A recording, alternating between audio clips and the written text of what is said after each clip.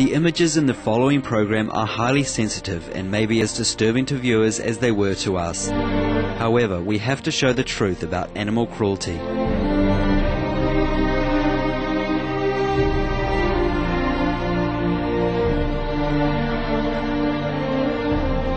What would you do if you knew that the soft fur wrapped around your neck had been ripped from living, breathing dogs and cats? Did you know that the material used to make your tennis shoes might be the skin of a sweet animal such as a kangaroo?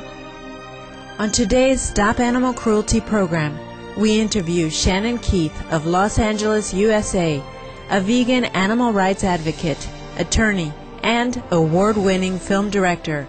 In 2004, she founded the nonprofit organization Animal Rescue Media Education, which rescues and rehomes wonderful animal companions like dogs and cats.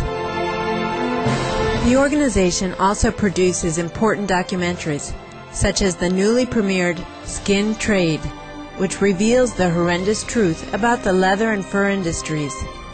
The film features prominent people in the United States who support kindness to animals, such as television actress Georgia Fox, author Rory Friedman, rock star Ricky Rocket, Hollywood actor James Cromwell, Congressman Dennis Kucinich, fashion designer Ashley Page, and designer Todd Oldham. Fur is one of those things that there's just no argument for. Fur for vanity, and that's ridiculous. It should be gone and over with by now, and I think that most people agree.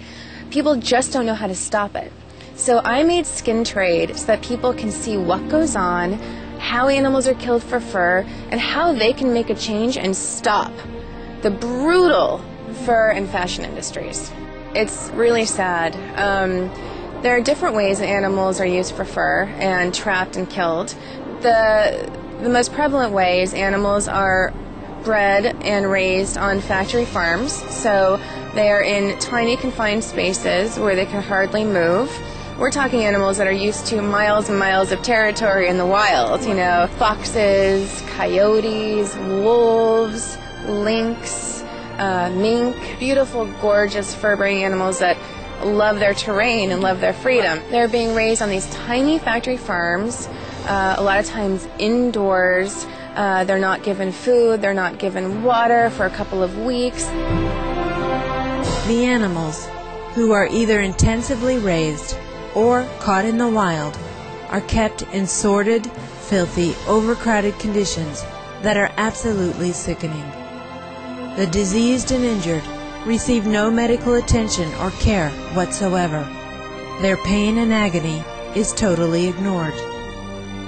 This unrelenting, ceaseless torment causes some of the tender-hearted beings to become insane and mutilate themselves.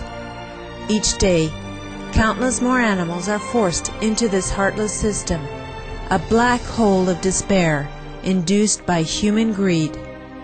The UK-based Fur-Free Alliance estimates that globally 50 million animals lose their lives each year to the fur industry. The fur farmers want to save money, so they will get away with anything that they can to cut corners, whether it's cruel or not. And what I learned in interviewing fur farmers and doing some undercover work and using undercover footage is that they don't care about the welfare of these animals. They will do anything to save a dime. And if that means watering them every 2 weeks, that's what they're going to do, as long as they live. So animals live horrific lives, horrific. And not only that, but animals are also trapped in the wild with steel jaw leg hold traps, and sometimes left in the traps for days. They end up gnawing off their own limbs just to get away, and then of course they eventually die. The trap, they can break bones. Many domesticated animals are trapped in those traps too. I was surprised to learn how many people really don't know about how animals are killed for fur. And that's why I think Skin Trade is so important too, just to inform people, you know, about how these animals are killed. Animals are skinned alive. They are electrocuted, a lot of times anally or vaginally. They are beaten, they are drowned, they are gassed, and they do that because it preserves the fur. And the skinning alive process is being used more and more frequently with dogs and cats.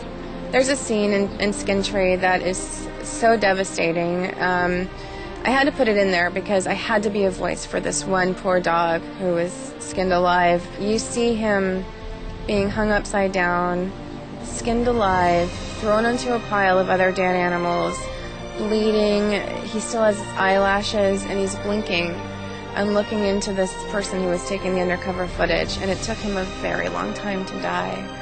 And you feel his pain and agony, and he's already totally skinned, and he's still alive. Throughout Asia, dogs and cats are deliberately raised for their fur, skin, and meat, and many are caught off of the streets or stolen from loving families, who rarely find their beloved canine or feline friends once they've gone missing.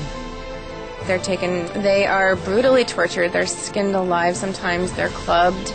They're just cut open while still squirming and screaming for their lives in front of each other. And then that fur is then shipped to the United States through a loophole in the law that we have and used for fur here. 90% of the fake fur in the United States is actually dog and cat fur.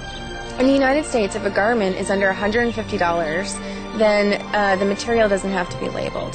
So that faux fur, or what you think is faux fur, really contains dogs, cats, and coyotes.